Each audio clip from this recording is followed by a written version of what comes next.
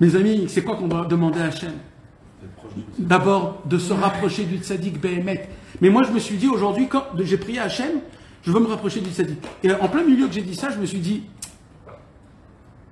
c'est quoi cette prière? C'est quoi cette prière? Vraiment, c'est comme ça qu'on demande?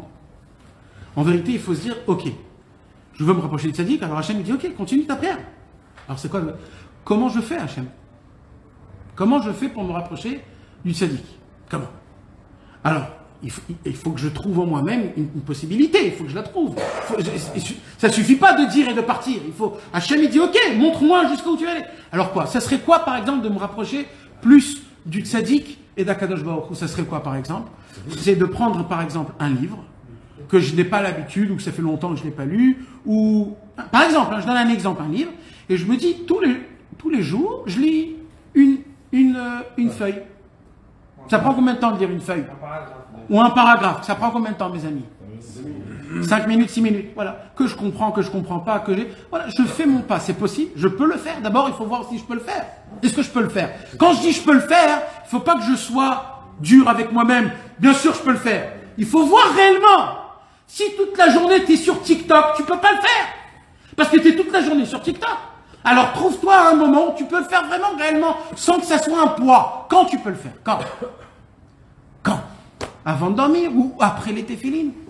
Ou en plein milieu de manger? Dis-toi tout ça dans les vidéos, dis-toi. Alors, Hachem, j'ai décidé que, et là tu dis, que le premier pas que je fais, un tout petit pas, mais c'est un pas, c'est que voilà, pour me rapprocher, et tous les jours que je ferai ça, dans ma pensée, ce sera, voilà, je fais encore un pas, je me rapproche du tzaddik. Et j'espère qu'avec ça, je puisse goûter du Gan Eden. C'est quoi goûter le Gan Eden? C'est d'avoir la sensation de combien je suis proche et cher aux yeux d'Hachem, combien il m'aime, combien tout ce que j'ai, ça me revient, et j'ai pas besoin plus que ça. Et que rien d'autre, j'ai besoin ni de plus ni de moins, que tout ce que Hachem m'a donné, c'est ce qu'il faut, et que je marche et je plane. Ça s'appelle de vivre dans le Gan Eden. On dit que Rabbi Nathan, quand il marchait dehors, il sautait. C'est qu'un monsieur qui a goûté le Gan Eden qui peut marcher en sautant.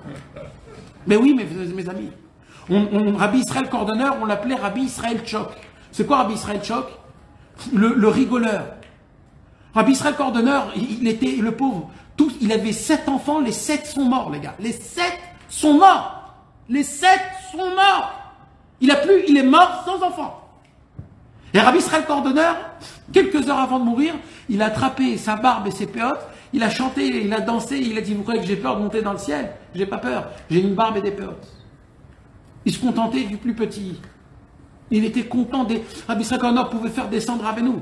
Rabbi Israël Cordonneur il était joyeux, pourquoi? Parce qu'il a goûté ce Gan Eden. Rabbi Israël Ber, son fils est mort de faim parce qu'on ne lui a pas donné à manger, parce que c'était un chassid Breslev. Quand Rabbi Israël raconte la façon de comment son fils est mort, on entend, c'est une calétette, c'est un enregistrement que tu peux entendre. Tu entends comment il pleure et comment il rigole en même temps. En même temps. Il rigole et il pleure. Il rigole et il pleure. Parce que pour lui, c'est pas une contradiction de pleurer et d'être joyeux. C'est qu'un homme qui a goûté, le Rav Goudlevski, qui est un grand Rav Breslev aujourd'hui, qui parle beaucoup, etc. Le Rav Goudlevski, il a raconté que lui, il est devenu chassid Breslev, que grâce au fait qu'il a vu comment Rabbi Israël pleurait et rigolait en même temps quand il racontait comment son fils est mort parce que c'était un chassid Breslev. Il a dit, quand j'ai vu que ces deux choses-là peuvent être en un, c'est un tzaddik à cette possibilité, je me rapproche de ce tzaddik-là. Rabbi Israël Ber était le fruit de Rabbeinu Akadosh.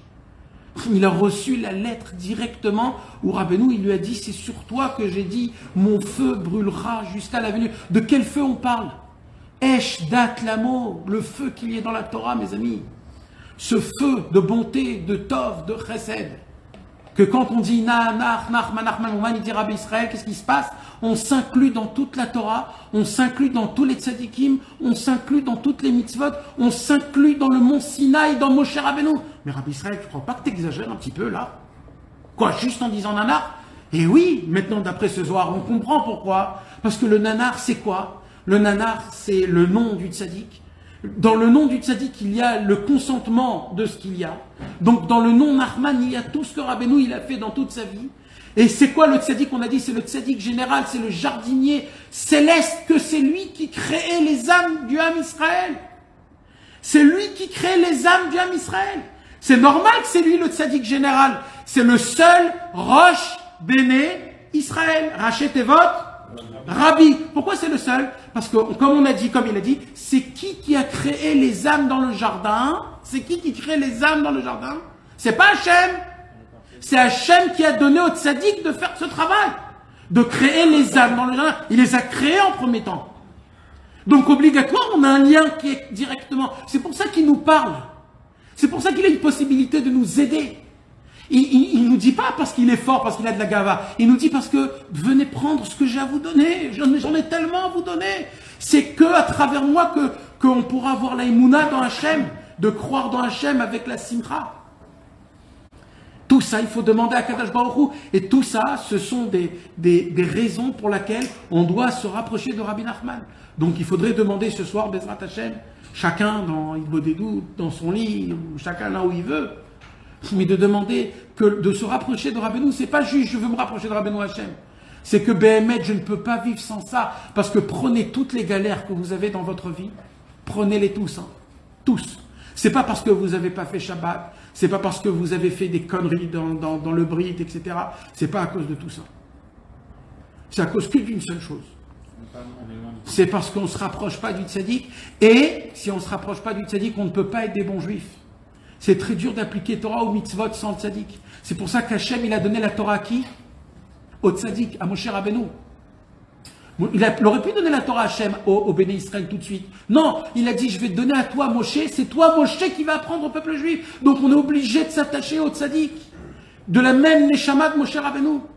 Ce sont les 5 tzadikés Yesodolam. Moshe Rabbeinu, il est revenu en Gilgoul chez Rabbi Shimon Bar Yochai, qui est revenu en Gilgoul chez le Harizal, qui est revenu en Gilgoul chez le Baal Shem Tov, et qui est revenu en Gilgoul dernier, Rabbi Nachman de Breslev. Les 5 qui reviennent et qui se perfectionnent pour ramener tout le Ham Israël. Donc, de demander de se rapprocher au tzaddik, c'est pas un plus. C'est l'eau et le pain, c'est le minimum de tout, c'est le commencement de tout. Si on se rapproche du tzaddik, on peut devenir des juifs. Si on ne se rapproche pas du tzaddik, c'est la raison pour laquelle on faute. Dans le ciel, on va pas vous dire pourquoi tu as fauté. Dans le ciel, on va vous dire pourquoi tu t'es pas rapproché des tzaddikim qui donnaient des conseils, qui vous avaient appris à faire le tikkun haklali, à faire ilbo des doutes, à demander pardon. C'est plus facile, pourquoi tu l'as pas fait?